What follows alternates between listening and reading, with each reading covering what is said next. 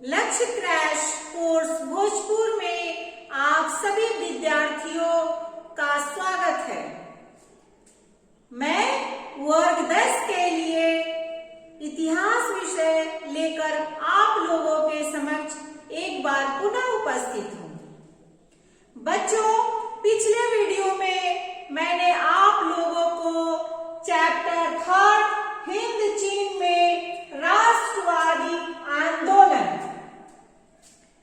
इस चैप्टर के तहत कुछ महत्वपूर्ण प्रश्नों के बारे में बताई थी। इसी चैप्टर से रिलेटेड कुछ और भी महत्वपूर्ण प्रश्न शेष रह गए थे जो आपके वार्षिक परीक्षा के उद्देश्य से महत्वपूर्ण हैं। उन सभी प्रश्नों के बारे में आज मैं आप लोगों को इस वीडियो के माध्यम से बताऊंगी। बच्चों, सबसे पहले आज हम लोग जो प्रश्न की चर्चा करेंगे वह है जेनेवा समझौता के प्रावधानों का वर्णन करें। बच्चों, जेनेवा समझौता के क्या प्रावधान थे उसके बारे में हम लोग जानेंगे। 1954 ईस्वी के जेनेवा समझौता के द्वारा इंडो चीन के लाओस और कंबोडिया दोनों ही को स्वतंत्र कर दिया गया। दोनों राज्यों में वैध राजतंत्र एवं संसदीय व्यवस्था लागू की गई। वियतनाम का विभाजन अस्थायी रूप से 2 भागों में कर दिया गया।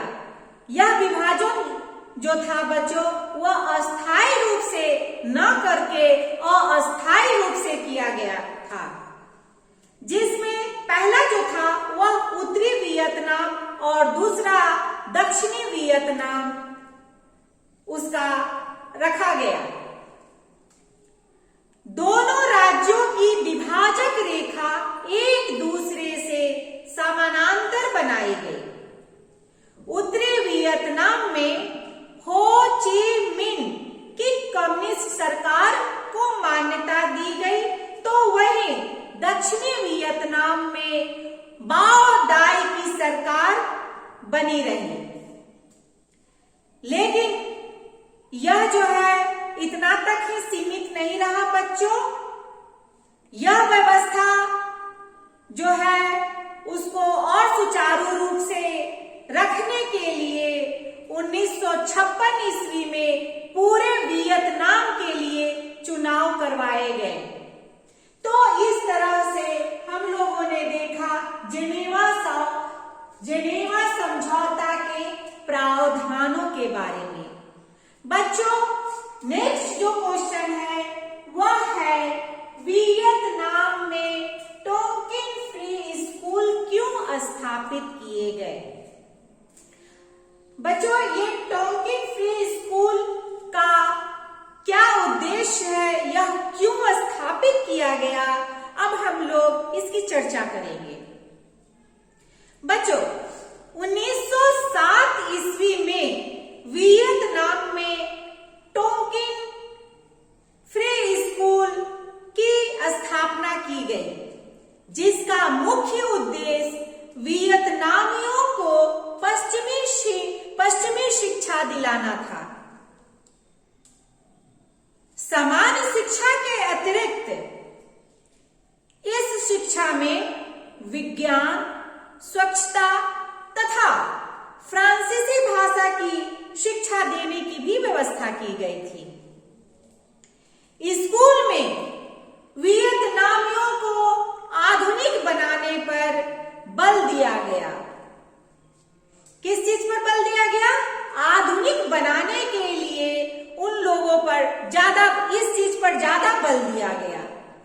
छात्रों को पश्चिमी शिक्षा के अतिरिक्त उनके रहन सहन की यूरोपीय शैली अपनाने की भी शिक्षा दी गई। तो इस तरह से हम लोगों ने देखा टोंकिन फ्री स्कूल क्यों स्थापित किए गए। बच्चों इसके बाद नेक्स्ट क्वेश्चन जो है वह है 1970 ईस्वी में जकार्ता सम्मेलन क्यों बुलाया गया? 1970 ईस्वी में जकार्ता सम्मेलन क्यों बुलाया गया? बच्चों, कंबोडिया में अमेरिकी हस्तक्षेप के साथ ही चीनी हस्तक्षेप भी शुरू हुआ। क्या हुआ? अमेरिकी हस्तक्षेप के साथ चीनी हस्तक्षेप की भी शुरुआत हुई। इससे क्या हुआ? इससे विश्व शांति को खतरा उत्पन्न हुआ। अमेरिका ने कंबोडिया से अपनी सेना की वापसी की घोषणा की, लेकिन दक्षिण वियतनाम कंबोडिया से अपनी सेना हटाने को तैयार नहीं हुआ। इससे क्या हुआ? इससे वहां की स्थिति जो है वह काफी गंभीर सी बन गई। इसी समस्या के समाधान के लिए मई 1970 ईस्वी में जकार्ता सम्मेलन 1970 ईस्वी में जकार्ता सम्मेलन जिसमें 11 एशियाई देश शामिल थे, उनकी एक बैठक बुलाई गई। तो बच्चों, इस तरह से हम लोगों ने देखा कि 1970 ईस्वी में जकार्ता सम्मेलन क्यों बुलाया गया। यह प्रश्न जो है वह बच्चों लघु उत्तरीय प्रश्न के रूप में आपके वार्षिक परीक्षा में पूछे जाते हैं। नेक्स्ट जो क्वेश्चन है वह है हिंद चीन में राष्ट्रवाद के विकास का वर्णन करें। राष्ट्रवाद के विकास का वर्णन करें। कहाँ के? हिंद चीन में राष्ट्रवाद के विकास का वर्णन करें। बच्चों, हिंद चीन में राष्ट्रवाद के विकास में विभिन्न तत्वों का योगदान था, जिनमें औपनिवेशिक शोषण की नीतियों तथा स्थानीय आंदोलनों ने काफी बढ़ावा दिया। 20वीं शताब्दी के शुरुआत में यह विरोध और आगे बढ़ने लगा। कौन सा विरोध आगे बढ़ने लगा? हिंद चीन में जो है राष्ट्रवाद के लिए स्थानीय आंदोलन और औपनिवेशिक शोषण जो है वह और ज्यादा बढ़ने लगा। 20वीं शताब्दी के शुरुआत में यह विरोध और आगे बढ़ने लगा। इसी समय 1903 ईस्वी में फान बोई चाओ ने दुई तान हुई नामक एक क्रांतिकारी संगठन की स्थापना की, जिसके नेता कुआंग दे थे। फान बोई चाओ ने the history of the law of Vietnam लिखकर लोगों में हलचल पैदा कर दी। उसके पश्चात क्या हुआ? उसके पश्चात 1905 ईस्वी में जापान द्वारा रूस को हराया जाना हिंद चीनियों के लिए प्रेरणा स्रोत बन गया। इसी समय एक दूसरे राष्ट्रवादी नेता फान चू चिन हुए, जिन्होंने राष्ट्रवादी आंदोलन के राजतंत्रीय स्वरूप को गणतंत्रवादी बनाने का भी प्रयास किया। जापान में शिक्षा प्राप्त करने गए छात्र इसी तरह के विचारों के समर्थक थे। इन्हीं छात्रों ने वियतनाम मुक्ति एसोसिएशन की स्थापना की।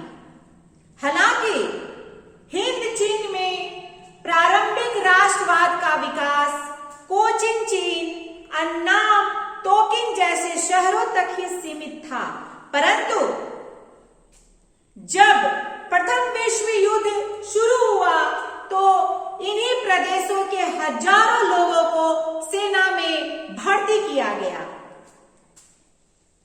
हजारों मजदूरों को भी बेगार के लिए फ्रांस ले जाया गया और जब युद्ध हुई तो हिंद चीन सैनिकों की बड़ी संख्या में वहां मृत्यु हुई और 1930 ईस्वी के दशक की विश्वव्यापी आर्थिक मंदी ने भी राष्ट्रवाद के विकास में अपना महत्वपूर्ण योगदान दिया।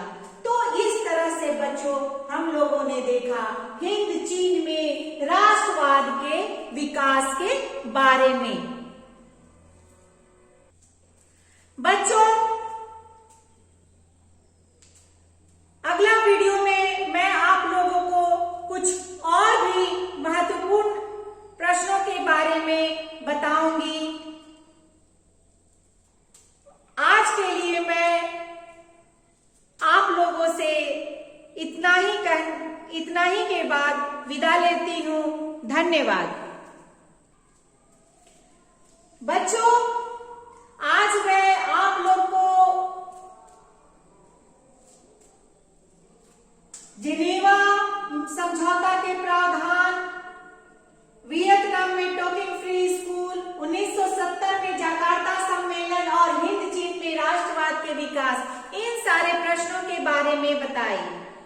अगला वीडियो जो होगा मेरा इसी चैप्टर से रिलेटेड कुछ और भी महत्वपूर्ण प्रश्न के बारे में होगा। आज के लिए इतना ही। धन्यवाद।